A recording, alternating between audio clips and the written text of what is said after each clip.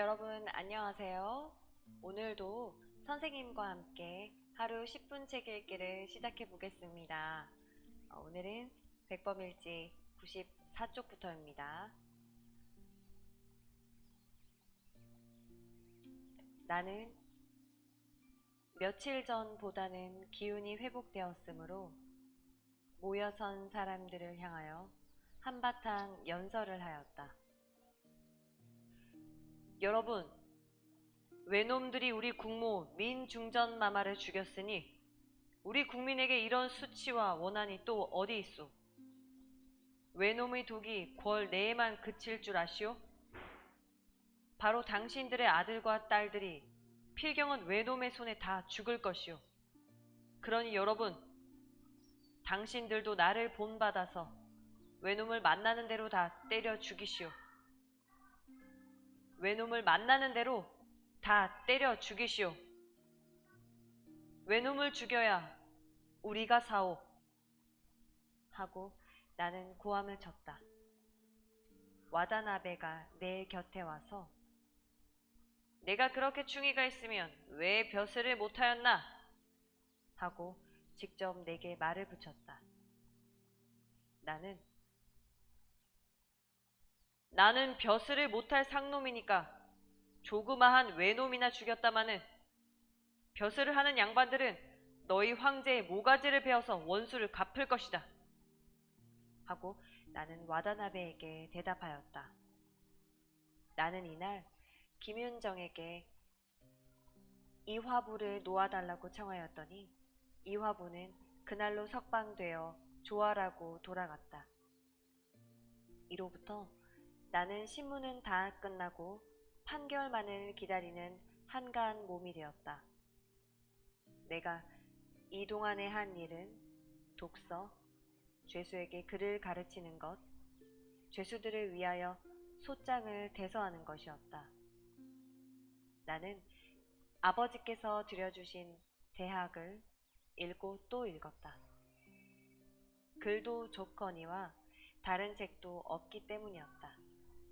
그런데 나는 감리서에 다니는 어떤 젊은 관리의 덕으로 천만 의외에 여기서 내 20평생에도 꿈도 못 꾸던 새로운 책을 읽어서 새로운 문화에 접촉할 수가 있었다. 그 관리는 나를 찾아와서 여러 가지 새로운 말을 하여 주었다. 구미 문명국의 이야기며 우리나라가 옛 사상, 옛 지식만 지키고 척양척외로 외국을 배척만 하는 것으로는 도저히 나라를 건질 수 없다는 것이며 널리 세계의 정치, 문화, 경제, 과학 등을 연구하여서 좋은 것은 받아들여서 우리 힘을 길러야 한다는 것을 말하고 장수와 같은 의기남하로는 마땅히 신학식을 구하여서 국가와 국민을 새롭게 할 것이니 이것이 영웅의 사업이지 한갓 배회 사상만을 가지고는 나라가 멸망하는 것을 막을 수 없지 아니한가 하여 나를 일깨워 줄 뿐더러 중국에서 발간된 태서신사, 세계지지 등 한문으로 된 책자와 국한문으로 번역된 조선책도 들여주었다. 나는 언제 사형의 판결과 집행을 받을지 모르는 몸인 줄 알면서도 아침에 옳은 길을 듣고 저녁에 죽어도 좋다는 생각으로 이 신서적을 수불 석권하고 탐독하였다. 내가 이렇게 열심으로 읽는 것을 보고 감리서 관리도 매우 좋아하였다. 이런 책들을 읽는 동안에 나는 서양이란 것이 무엇이며 오늘날 세계의 형편이 어떠하다는 것을 아는 동시에 나 자신과 우리나라에 대한 비판도 하게 되었다. 나는 고 선생이 조상의 제사에 부르는 충문에 명나라의 연호인 영력 몇 년을 쓰는 것이 우리 민족으로서는 옳지 아니한 것도 깨달았고 안진사가 서양 학문을 공부한다고 절교하던 것이 고 선생의 달관이 아니라고 보게 되었다. 내가 청계동에 있을 때에는 고 선생의 학설을 그대로 받아 척양척외를 나의 유일한 천직으로 알았고, 옳은 도가 한 줄기 살아있는 데는 오직 우리나라뿐이요, 저 머리를 깎고 양복을 입은 무리들은 모두 금수와 같은 오랑캐로구만 믿고 있었다. 그러나 태서 신사 한 권만 보아도 저 눈이 움푹 들어가고 코가 우뚝 솟은 사람들이 결코 원숭이에서 얼마 멀지 아니한 오랑캐가 아니요, 오히려 나라를 세우고 백성을 다스리는 좋은 법과 아름다운 풍속을 가졌고, 저 큰 갓을 쓰고 넓은 띠를 두른 신선과 같은 우리 탐관 오리야말로 오랑캐의 존호를 받을 것이라고 생각하였다. 나는 이에 우리나라에 가장 필요한 것은 저마다 배우고 사람마다 가르치는 것이라 깨달았다. 옥중에 있는 죄수들을 보니 글을 아는 이는 없고, 또 그들의 생각이나 말이 모두 무지하기 짝이 없어서 이 백성을 이대로 두고는 결코 나라의 수치를 씻을 수도 없고 다른 나라와 겨루어 나갈 부강한 힘을 얻을 수도 없다고 단정하였다. 이에 나는 내가 깨달은 바를 곧 실행하여서 내 목숨이 있는 날까지 같이 옥중에 있는 죄수들만이라도 가르쳐 보려 하였다. 죄수는 들락날락하는 자를 아울러 평균 100명가량인데 그 19가지는 양서부지였다. 내가 그를 가르쳐 주마 한즉 그들은 마다고는 아니하고 배우는 채를 하였으나 그 중에 몇 사람을 제외하고는 그의 뜻이 있는 것보다 내 눈에 들어서 맛있는 음식을 얻어 먹으려는 것이 목적인 것 같았다. 도적이나 살인으로 세상을 살아가는 그들에게는 글을 배워서 더 좋은 사람이 되어보겠다는 생각조차 일어나지 아니하는 것 같았다. 조덕근이란 자는 대학을 배우기로 하였는데 그 서문에 인생 8세 개입소학이라는 구절을 소리 높이 읽다가 개입소학을 개아가리 소학이라고 하여서 나는 허리가 끊어지도록 웃었다. 이 자는 화계동 갈보의 서방으로서 갈보 하나를 중국으로 팔아 보낸 죄로 10년 징역을 받은 것이었다. 때는 건양 2년 즈음이라. 황성신문이 창간되었다 하여 누가 내게 들여주는 어느 날 신문에 내 사건의 전말을 대강 적고 나서 김창수가 인천 감옥에서 죄수들에게 글을 가르침으로 감옥은 학교가 되었다고 쓰여 있었다. 나는 죄수의 선생 노릇을 하는 한편 또 대서소도 버린 셈이 되었다. 억울하게 잡혀온 죄수의 말을 듣고 내가 소장을 써주면 그것으로 놓여 나가는 이도 있어서 내 소장 대서가 소문이 나게 되었다.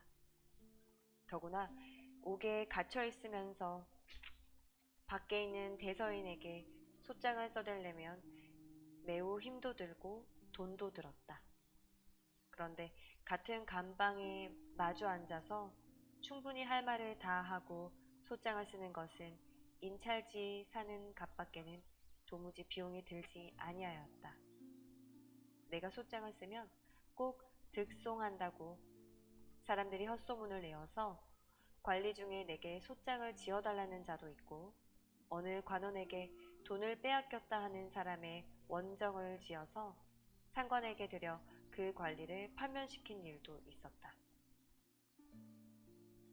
이러므로 옥리들로도 나를 꺼려서 죄수를 함부로 학대하지 못하였다.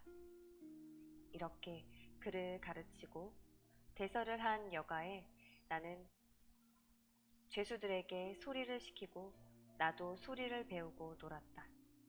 나는 농촌 생장이지만은 기음 노래 한 가락 갈까보다 한 마디도 할 줄을 몰랐다. 그때 옥의 규칙이 지금과는 달라서 낮잠을 재우고 밤에는 조금도 눈을 붙이지 못하게 하였으니 이것은 다들 잠든 틈을 타서 죄수가 도망할 것을 염려하며서였다. 그러므로 죄수들은 밤새도록 소리도 하고 이야기책도 읽기를 허하였던 것이다. 이 규칙은 내게는 적용되지 아니하였으나 다른 사람들이 그러하므로 나도 자연 늦도록 놀다가 자게 되었다. 자꾸 듣는 동안에 자연 시조니 타령이니 남이 하는 소리의 맛을 알게 되어서 나도 배울 생각이 났다. 나는 갈보 서방 조덕근한테 형시조, 역금시조, 남창지름, 여창지름, 적벽가, 세타령, 개구리 타령 등을 배워서 남들이 할 때면 나도 한몫 들었다. 이러고 있는 동안에 세월이 흘러서 7월도 거의 다 갔다. 하루는 황성신문에 다른 살인죄인, 강도죄인 몇과 함께 인천 감옥에 있는 살인강도 김창수를 아무날 처교한다는 기사가 난 것을 보았다. 그 날짜는 7월 21의 날이든가 했다. 사람이 이런 일을 당하면 일부러 태어난 태도를 꾸밀 법도 하지만은 어찌된 일인지 내 마음은 조금도 경동되지 아니하였다. 교수대에 오를 시간은 겨우 반일을 격하놓고도 나는 음식이나 독서나 담화를 평상시처럼 하고 있었다. 그것은 아마 고선생께 들은 말씀 중에 박태보가 보습으로 당근질을 받을 때에 이 쇠가 식었으니 더 달구어 오너라 한 것이며 심양에 잡혀갔던 사막사의 사적을 들은 영향이라고 생각되었다.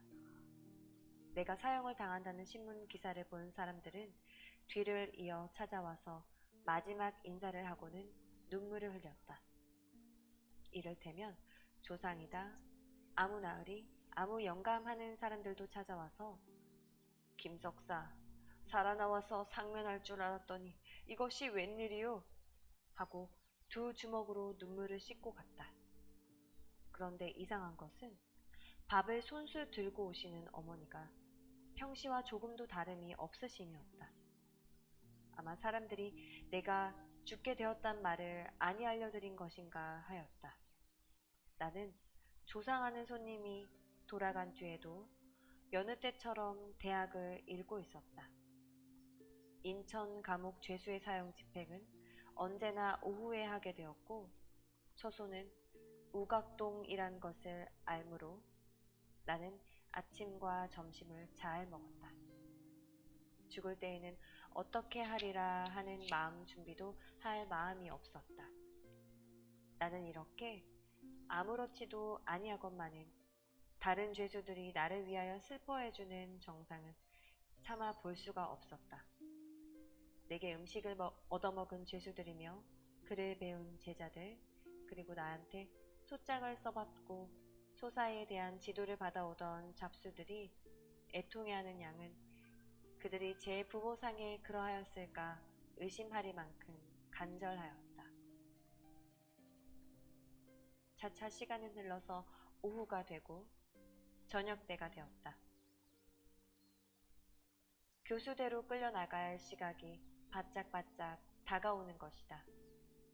나는 내 목숨이 끊어질 순간까지 성현의 말씀에 잠심하여 성현과 동행하리라 하고 몸을 단정히 하고 앉아서 대학을 읽고 있었다. 그럭저럭 저녁밥이 들어왔다. 사람들은 내가 특별한 죄수가 되어서 밤에 집행하는 것이라고 생각들 하고 있었다. 나는 얘기하지 아니하였던 저녁 한 때를 이 세상에서 더 먹은 것이었다. 밤이 초경은 되어서 밖에서 여러 사람이 떠들썩하고 가까이 오는 인기척이 나더니 옥문이 열리는 소리가 들렸다. 나는 옳지, 이제 때가 왔구나 하고 울 것을 가만히 기다리고 있었다. 나와 한 방에 있는 죄수들은 제가 죽으러 나가긴 하는 것처럼 모두 낯색이 변하여 덜덜 떨고 있었다. 이때 문 밖에서 창수, 어느 방에 있소? 하는 소리가 들렸다. 이 방이요. 하는 내 대답은 듣는 것 같지도 않고 방문을 열기 전부터 어떤 소리가 아이고 창수, 이제는 살았소. 아이고 감리 영감과 전 서원과 각청 직원이 아침부터 밥 한술 못 먹고 끌탕만 하고 있었소. 창수를 어찌 참아 우리 손으로 죽이냐고. 그랬더니 지금 대군주 폐하께 없어 대청에서 감리 영감을 불러 계시고 김창수 사형은 정지하랍신 친칙을 받잡고 밤이라도 옥에 내려가 김창수에게 전지하여 주랍신 분부를 듣고 왔소. 오늘 얼마나 상심하였소? 하고 관속들은 친동기가 죽기를 면하기나 한 것처럼 기뻐하였다. 이것이 병진년 윤 8월 26일이었다. 뒤에 알고 보니 내가 사형을 면하고 살아난 데는 2번 아슬아슬한 일이 있었으니 그것은 이러하였다.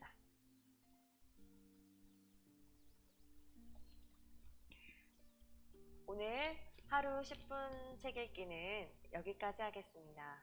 감사합니다.